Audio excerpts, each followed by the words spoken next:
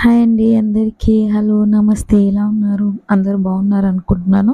So, ఇదొచ్చేసి తెల్ల గరిజల కూర అనమాట. సో, ఇందులో 2 రకాలుంటుంది. తెల్ల గరిజల కూర అండ్ ఇందులోనే ఇది వైట్ ఉంది గదా!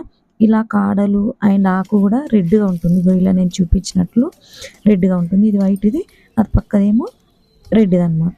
సో, ఇందులో మనకి వండుకోవాల్సిందేంటంటే వైట్‌దే. ఇదంతా నేను చూపిస్తున్నది ఖాళీ ప్లేస్ అనమాట. సో, ఈ ఖాళీ ప్లేస్‌లో ఇలా అడవి ప్రాంతాలలో మొలుస్తుంది ఈ మొక్క.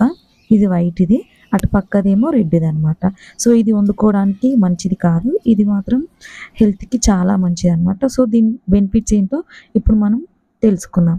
సో, ఇది యాంటీ ఆక్సిడెంట్లు అధికంగా కలిగి ఉంటుంది.